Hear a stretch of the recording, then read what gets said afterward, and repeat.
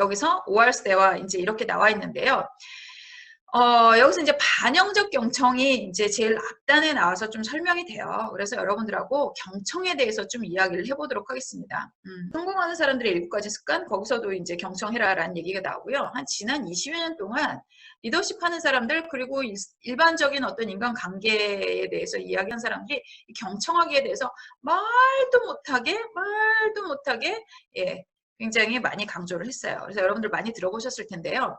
오늘도 역시 얘가 제일 앞단에 나옵니다. 오할스 대화라 그래 놓고 이 세 번째 있었던 이 경청하기가 맨 앞단에 나와요. 모든 커뮤니케이션의 기본 중에 기본은 이 경청하기입니다. 그래서 제가 이제 이런 강의를 이제 많이 해요. 뭐 협상도 하고 갈등 관리도 하고 뭐 이제 이런 식으로 강의를 하게 되는데, 특히 협상에서는 이 경청하기가 정말 중요해요. 1번이에요. 너무너무 중요해요. 그런 협상에서 왜 경청하기가 중요할까요? 예, 굉장히 많은 분들이 이렇게 말씀하십니다. 예, 왜냐하면 협상에서는 정보가 중요하기 때문에 내가 많이 들어야지 상대방보다 내가 정보를 많이 갖게 되는 거죠. 이걸 정보의 불균형이라고 얘기를 하더라고요. 그래서 내가 더 많은 정보를 가져야지 내가 협상에 유리하기 때문에 들어라 라고 이제 얘기를 하시고요. 또 어떤 분들은 상대가 뭘 원하는지를 파악할 수가 있기 때문에 그것을 이제 얻기 위해서, 그걸 파악하기 위해서 들어라 라고 이제 얘기를 해요. 이 교과서에 나와요. 근데 제가 생각할 때는요, 이 경청하기는요, 그것보다 더 중요한 얘기가 있는 것 같아요. 뭐냐? 예.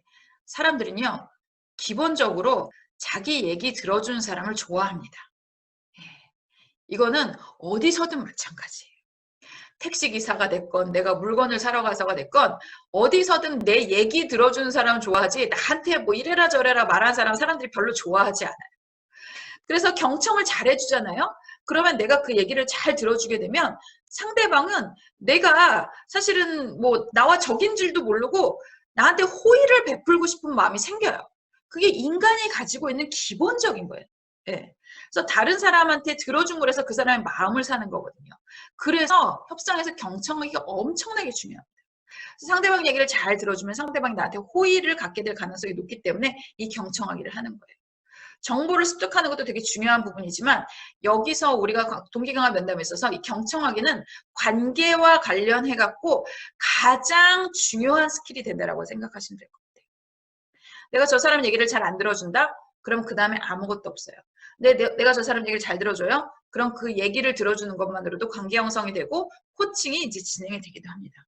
그래서 경청하기만 잘 돼도 코칭이 다 되는 경우도 심지어는 있어요. 그러면 그 경청이란 어떤 것인가? 그 부분에 대해서 여러분들하고 이야기를 나눠보도록 하겠습니다. 경청 얘기를 많이 하는데요. 경청하면 사람들이 기술만 생각하는 사람이 되게 많아요. 근데 우리 동기강화 연담 계속 얘기를 하지만 여기서 기술도 중요하지만 언제나 그 왜 하는지 그 본질에 대해서 여러분들이 생각을 하실 필요가 있습니다. 좋은 경청이란 뭐냐? 여기서 이렇게 얘기를 해요. 좋은 경청이란 사람들이 계속 말을 할 수 있게 하고요. 불편한 내용에 대해서도 탐색할 수 있도록 돕는 거예요. 이 얘기는 뭐냐?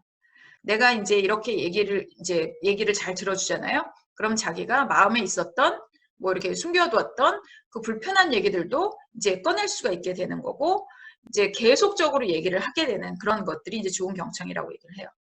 그래서 경청을 이제 저한테 이렇게 배우신 분들이 실제로 그 리더분들이 가서 경청을 하시게 되잖아요. 그러면 거기서 그런 얘기를 하십니다. 내가 이거 뭐 어떻게 쓰고 있는지 모르겠지만 뭐 배웠으니까 자연스럽게 나왔겠죠? 그러니까 사람들이 나와 머무르는 시간이 길어졌어요. 내 방에 와서 머무르는 시간이 길어졌어요. 그리고 나를 찾아오는 빈도가 높아졌어요. 이렇게 얘기를 해요. 내가 잘 들어주면 사람들이 찾아와서 나한테 얘기를 많이 하게 됩니다. 그게 좋은 경청이라고 생각하시면 될 것 같아요. 그래서 이거를 이쪽에 연구하는 사람들이 대부분 비슷한 행위인데, 뭐 이거를 이제 말을 좀 다르게 사용을 합니다. 정확한 공감, 칼로저스의 정확한 공감 나왔었죠. 그래서 좋은 경청하는 그 스킬을 정확한 공감이라고도 이제 얘기를 하기도 하고요. 또 어떤 사람은 적극적 경청이라고도 해요. 액티브 리스닝. 뭐 저는 이 단어로 이제 그 석사과정일 때 배웠어요. 그리고 반영적 경청. 이거는 우리 동기 강화 면담에서 나오는 반영적 경청.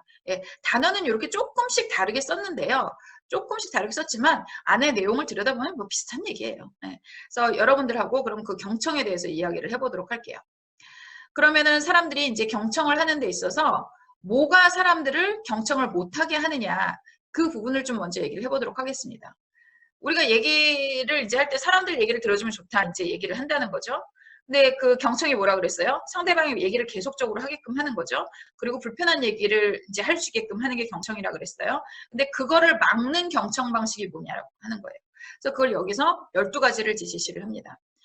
그래서 이런 얘기를 하게 되면 상대방이 경청을 이제 그 경청받는다고 생각을 하지 않게 된다는 거예요. 그래서 경청하지 않는 태도에 대해서 이제 얘기를 하는 겁니다. 그래서 이제 쭉 한번 볼게요. 쭉 한번 보세요.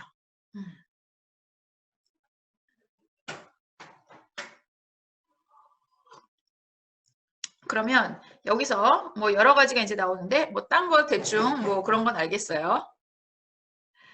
그런 건 알겠는데 뭐 명령하기, 지시하기 뭐 이런 거는 경청의 장애물인 거 이제 되게 그 명백하게 아시겠죠. 근데 요거를 보다 보면 질문들을 하십니다. 여기서 이런 질문을 하세요. 예. 저기 그 여기 보니까 칭찬하기가 있네요. 칭찬하기 이거 좋은 거 아니에요? 근데 이게 왜 경청의 장애물이에요? 이제 이렇게 얘기를 해요. 이거 칭찬하기는 일반적으로 좋은 걸 수 있어요. 좋은 걸 수 있는데 경청에는 아니라는 거죠. 이 얘기는 뭐냐? 내가 칭찬하기를 하면 저 사람이 얘기를 쭉 더 이상 하지 않는다는 거죠. 그리고 자기가 불편한 얘기를 하지 않게 된다는 거예요. 그 얘기는 뭐냐? 얘기를 할 때 뭐 제가 지난주에 뭐 이렇게 뭐 코치님이 가르쳐 주신 대로 이렇게 하니까 정말 사람들이 바뀌더라고요. 이제 이렇게 아 그러셨어요? 그냥 그렇게 하고 넘어가면 되는데 거기서 그 어려운 걸 하셨어요. 대단하세요. 그거 그러기 딱 하기 쉽지 않은데 정말 진짜 마음을 되게 굳게 먹잖아요. 그래서 칭찬을 막 제가 해버려요. 그럼 거기서 어때요? 이 사람이 얘기를 하다가 얘기가 끝이 나요. 그러면 이거는 제가 좋은 경청을 한 게 아닌 게 되는 거죠. 그래서 칭찬하기도 이 사람 말을 끊어먹으면 좋은 경청이 아닌 거예요. 그리고 이제 그 뒤에 나오는 뭐 이를테면 동정하기, 위로하기 이것도 여기에 해당이 됩니다. 제가요 뭐 잘하려고 하다가 하는데 뭐 지난주에 사실은 뭐 이런 일이 있었고 또 막 폭발해 버렸네요. 그래서 그 사람들이 하지 말았어야 될 말까지 제가 다 하고 그랬어요. 그래서 어떻게 하면 좋아요? 뭐 이제 이렇게 얘기를 한다 그러면 안심시키기 이제 하는 거죠. 괜찮아요. 뭐 그 정도는 다 그거 이해하는 거죠. 뭐 어떻게 한 판에 다 좋아져요. 그래도 뭐 그 10번 중에 그 9번은 참고 한 번은 하신 거니까 잘하신 거예요. 이렇게 안심을 딱 시켜버리잖아요. 그럼 더 이상 그 얘기는 더 이상 하지 않죠. 그래서 제가 그 초심자들, 코칭 초심자들이 자기가 얘기를 상대방이 너무 많이 한다는 거죠. 그 피코치가 너무 얘기를 많이 하는데 지금 우리 코칭 장면에서 이 얘기를 끊어야 되는데 어떻게 해야 되냐. 아니면 우리가 일상생활에서도 마찬가지죠. 뭐 그 구성원이 와가지고 나한테 얘기를 하는데 너무 얘기를 너무 많이 해. 그래서 내가 이걸 끊고 싶어. 그럼 어떻게 하면 좋아요? 이런 질문들을 가끔 하시거든요. 그럼 제가 이거 쓰라 그래요. 예. 칭찬하고 안심시키고 동정하고 위로하고 그리고 유머 여기 밑에 보면 뭐 이런 거 있죠. 이런 것들을 사용을 해서 얘기를 끊어라라고 얘기를 하거든요. 그럼 얘기는 끊을 수 있는데 그렇게 기분이 많이 나쁘진 않아요. 그러니까 뭐 이럴 때면 제가 이거 했어. 아이고 잘했다. 야 내가 너 그거 할 줄 알았어. 내가 너 진짜 여태까지 보니까 그 노력 많이 하더라. 이거 될 거야. 잘 된 거야. 그래 내가 너 그럴 줄 알았어. 그래 나 잠깐 여기 좀 갔다 올게. 이런 식으로 싹 없어지면 내가 얘기를 하다가 얘기가 끊겨 먹었지만 기분이 그렇게 나쁘진 않다는 거죠. 그래서 이런 것들이 사실은 일반적인 대화에서는 좋은 걸 수 있지만 누군가가 얘기할 때 이걸 여러분들이 써버리게 되면 거기서 얘기가 단절이 되기 때문에 더 이상 앞으로 나아가지를 못하게 되는 경우가 있습니다. 그래서 이런 것들은 여러분들이 사용하지 않으시면 좋겠다라고 하는 건데요. 이것도 처음에는 뭐 잘 안 와닿아요. 근데 나중에 조금 이렇게 여러분들이 훈련을 하시고 들여다보시면 이런 거를 하지 말아야겠구나라는 생각을 하시게 됩니다. 그래서 여기 보면 가르치기라든가 뭐 해야 할 일이 무엇인지 말하기라든가 뭐 판단하기, 비판하기 뭐 그리고 여기에 보면 진단명 붙이기 이런 거 아까 제가 관계 형성 처음에 할 때 빠지기 쉬운 함정 얘기했었죠. 그 함정에 다 해당이 되는 거예요. 그래서 이런 것들을 하시게 되면 처음에 그 관계가 잘 형성이 되지 않고 그래서 그 다음 단계를 갈 수가 없습니다. 그래서 처음에 경청을 해야 되는 관계를 형성해야 되는 모드에 있어서는요. 여러분들이 이런 거를 하고 싶으시더라도 좀 참으세요. 네.